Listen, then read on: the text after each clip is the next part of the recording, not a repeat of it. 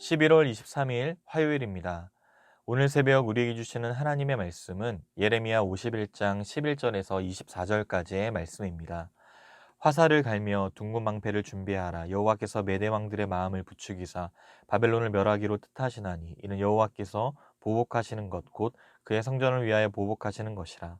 바벨론 성벽을 향하여 깃발을 세우고 튼튼히 지키며 파수꾼을 세우며 복병을 매복시켜 방비하라. 이는 여호와께서 바벨론 주민에 대하여 말씀하신 대로 계획하시고 행하심이로다. 많은 물가에 살면서 재물이 많은 자여 내 재물의 한계 곧 내 끝이 왔도다. 만군의 여호와께서 자기의 목숨을 두고 맹세하시되 내가 진실로 사람을 메뚜기같이 내게 가득하게 하리니 그들이 너를 향하여 환성을 높이리라 하시도다. 여호와께서 그의 능력으로 땅을 지으셨고 그의 지혜로 세계를 세우셨고 그의 명철로 하늘들을 펴셨으며 그가 목소리를 내신즉 하늘에 많은 물이 생기나니 그는 땅끝에서 구름이 오르게 하시며 비를 위하여 번개를 치게 하시며 그의 곳간에서 바람을 내시거늘 사람마다 어리석고 무식하도다. 금장색마다 자기가 만든 신상으로 말미암아 수치를 당하나니 이는 그 부어 만든 우상은 거짓이요 그 속에 생기가 없음이라. 그것들은 헛된 것이요 조롱거리이니 징벌하시는 때에 멸망할 것이나 야곱의 분깃은 그와 같지 아니하시니 그는 만물을 지으신 분이요 이스라엘은 그의 소유인 지파라. 그의 이름은 만군의 여호와시니라. 여호와께서 이르시되 너는 나의 철퇴 곧 무기라. 나는 네가 나라들을 분쇄하며 네가 국가들을 멸하며 네가 말과 기마와 병을 분쇄하며 네가 병거와 병거대를 부수며 네가 남자와 여자를 분쇄하며 네가 도년과 유년을 분쇄하며 네가 청년과 처녀를 분쇄하며 네가 목자와 그 양떼를 분쇄하며 네가 농부와 그 멍에소를 분쇄하며 네가 도백과 태수들을 분쇄하도록 하리로다. 너희 눈앞에서 그들이 시온에서 모든 악을 행한 대로 내가 바벨론과 갈대아 모든 주민에게 갚으리라. 여호와의 말씀이니라. 아멘. 오늘 본문은 앞장에 이어 바벨론 심판을 통한 이스라엘의 회복과 찬양이 계속 소개되고 있습니다. 먼저 바벨론에 대한 하나님의 이 심판이 성전을 짓밟고 파괴한 데 대한 보복의 차원에서 이루어질 것을 말씀하십니다. 앞선 본문에서 하나님이 이 전쟁을 직접 수행하심을 선포하였고 타국인들에게 전쟁을 단호하게 수행할 것을 명령하셨는데 오늘도 동일하게 다시 한번 바빌론과의 전투에 대비하여 화살을 갈고 방패를 굳게 잡으며 방어벽을 튼튼히 세우라고 지시하십니다. 그러나 단순히 반복하는 선에서 그치지 않고 새로운 정보를 우리에게 알려줍니다. 11절에 보시면 이 전쟁을 수행하도록 부름받은 침략군이 바로 메대임을 명시합니다. 바벨론의 적군의 이름으로 처음 메대 왕이 등장하고 있는 것입니다. 하나님께서는 이미 말씀하신 대로 바사와 메대 연합군을 통해 바벨론을 심판하십니다. 13절은 바벨론에 대해 이렇게 소개합니다. 많은 물가에 살면서 재물이 많은 자. 갈대아 사람들은 자신들의 소유를 믿고 의지하며 안심했습니다. 그 누구도 바벨론 성을 함락시킬 수 없다라고 생각했기 때문이죠. 실제로 바벨론의 왕과 고관들은 성이 바사와 메대군에 의해서 함락되기 전까지 아무 걱정도 하지 않았고 먹고 마시기에 여념이 없었습니다. 그리고 많은 재물을 가지고 방탕하고 교만한 삶을 살게 되었습니다. 그래서 오늘 하나님께서는 이러한 바벨론을 향해 내 재물의 한계, 곧 네 끝이 왔도다라고 선언하십니다. 여기서 우리는 재물의 끝을 바벨론의 끝이라고 말하는데 주목할 필요가 있습니다. 이는 바벨론이 재물을 의지하였을 뿐만 아니라 그것이 그들의 운명을 보호해 줄 것이라 믿었기 때문입니다. 그렇기에 그들이 그토록 의지하는 재물이 탈취를 당하고 타인의 수중에 들어가는 순간 참으로 허무한 결과를 맞이하게 될 것입니다. 이제 바벨론의 파멸은 하나님의 맹세로 말미암아 결코 변함없이 그대로 이루어짐을 강조하십니다. 14절입니다. 만군의 여호와께서 자기의 목숨을 두고 맹세하시되 내가 진실로 사람을 메뚜기같이 내게 가득하게 하리니 그들이 너를 향하여 환성을 높이리라 하시도다.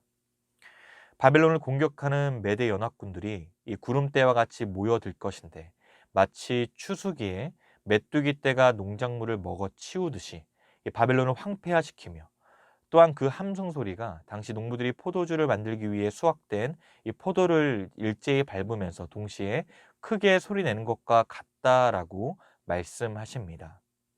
이 소리는 바벨론에게는 큰 고통과 슬픔의 비명임을 알 수 있습니다. 으깨진 포도들이 인간을 위한 음료를 제공하듯이 바벨론 사람들은 여호와의 분노의 잔을 채울 포도주가 되고 말았습니다.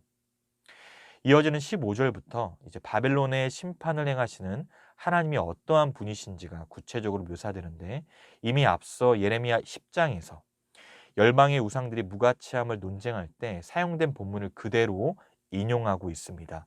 15절과 16절입니다.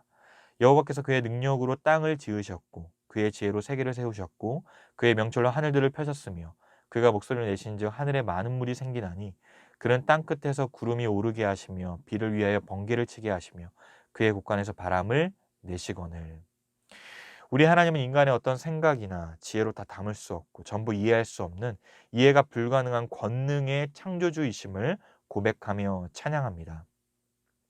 반면에 17절에 우둔한 인간들은 무식하여 신상을 부어 만드는 수고를 하겠지만 정작 그 속에 생기가 없을 뿐만 아니라 그 신상으로 인해 금장색마다 수치를 당하게 될 것을 말씀합니다.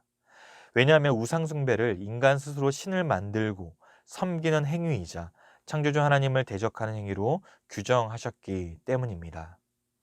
바벨론의 우상이나 유다 땅의 우상이나 할 것 없이 사람 손에 의해 만들어진 것은 헛된 것이요 조롱거리가 되어 징벌하실 때 함께 멸망당할 것입니다.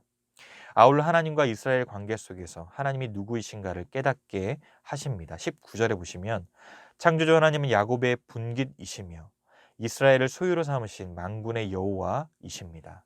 마침내 이 사실을 깨닫도록 선포하시고 친히 위로와 소망을 허락해 주셨습니다. 마지막으로 20절 이후부터 하나님께서는 바벨론 침략자 곧 메대 연합군과 또한 포로민들을 향해 말씀하십니다. 유다의 심판 도구로 쓰임받은 바벨론 또한 결국 하나님이 철퇴, 이곳 무기를 사용하셔서 온 산지와 도시와 거민들까지 모두 파괴시킬 것을 직접 지시하십니다. 그리고 바벨론에 끌려온 유다 포로민들이 지켜보는 가운데 하나님이 직접 바벨론과 갈대아 사람들을 심판하시는데 앞서 살펴본 대로 유다를 침공한 바벨론 거민들이 시온 성전에서 행한 악에 대해 반드시 갚으시겠다라는 말씀입니다. 이는 이스라엘과 바벨론의 위상이 바뀌게 된다는 의미로 결국 모든 열방을 통치하시며 지금도 역사를 주관하시는 분이 바로 여호와 하나님이심을 잘 나타내고 있습니다. 그러므로 언제나 창조주요 통치자 되신 하나님께로 향하여 그 뜻을 세운다면 심판의 대상에서 벗어나 수치를 당하지 않게 될 것이고 뿐만 아니라 온전한 구원의 소망으로 인도해 주십니다.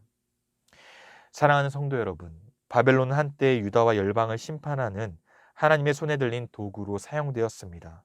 그러나 이제 제국의 이 끝없는 야망과 또 교만으로 인해 자멸의 길을 자초하게 되었습니다. 바벨론이 잠깐의 영화에 빠져 있는 동안 강력한 메대 연합군이 쓰나미처럼 순식간에 들이닥칠 때 바벨론 군대는 제대로 방어조차 하지 못하고 함락되어 물거품처럼 역사의 뒤안길로 사라지고 말 것입니다. 따라서 언제나 하나님의 시선에 주목해야 합니다.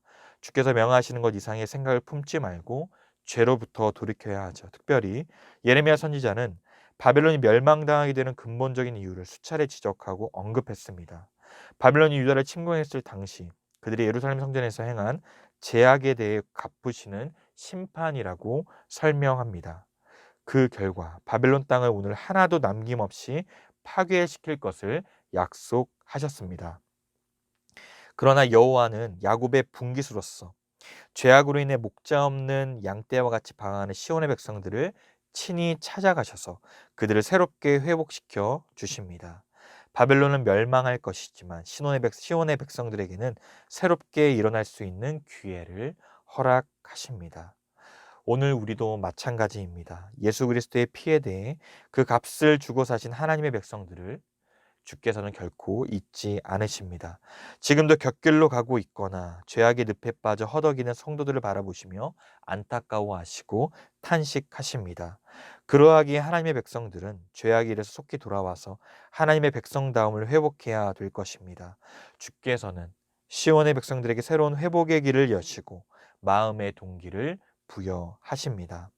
바벨론의 포로로 끌려와 살아가야 했던 이스라엘과 유다 백성들에게 하나님은 70년이라는 세월을 통해 그들의 죄를 벌하심과 동시에 새로운 하나님 나라를 세우기 위한 비전을 허락하셨습니다.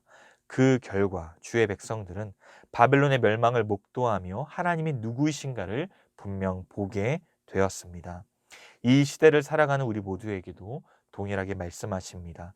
이 세상의 가치를 따라 살거나 바벨론과 같은 힘을 의지하지 말고 영원한 하나님 나라를 바라보며 이 땅에서 천국 백성의 삶을 살아갈 때 하늘의 위로와 소망을 주시겠다라고 말이죠. 그리하여 우리가 언제나 공의로 판단하시며 동시에 회복의 역사를 일으키시는 우리 하나님만을 더욱 의지하시고 우리의 삶 속에 하나님의 선하신 뜻만을 바르게 세워가는 은혜가 우리 모든 성도님들의 삶에 있기를 주님의 이름으로 축복합니다. 기도하겠습니다. 하나님 아버지 크신 은혜와 사랑을 감사드립니다. 모든 것을 주관하시는 분은 오직 하나님이심을 믿습니다. 언제나 공의로 판단하시며 또한 회복의 역사를 일으켜 주셔서 오늘 바벨론과 이스라엘의 위상을 바뀌게 하시겠다라고 약속하신 것처럼 하나님께 뜻을 바르게 세우는 삶으로 구원의 소망을 온전히 경험하도록 인도하여 주시옵소서. 세상의 헛된 가치와 소리를 따라 살지 아니하며 영원한 하나님의 나라를 사모함으로 천국 백성다운 삶을 살아내는 은혜를 허락하여 주시옵소서. 오늘도 주어진 우리의 삶 속에 하늘의 위로와 소망이 가득하길 원하오며 우리 주 예수 그리스도의 이름으로 기도드리옵나이다. 아멘. 개인적으로 기도하실 때 오늘 주신 말씀을 붙들고 기도하시고 주간 기도 제목을 따라서 환우들과 섬김 사역을 위해 기도하겠습니다. 육신의 질병과 마음의 고통을 겪는 지체들을 불쌍히 여기사 하늘의 평안으로 잘 이겨내게 하시고 치유와 회복의 소식이 들려오게 하옵소서. 섬김 사역을 통해 그리스도의 몸된 공동체가 더욱 아름답게 세워져 갈 수 있도록 마지막으로 코로나19 신부산교회 공동기도문으로 함께 기도하시겠습니다.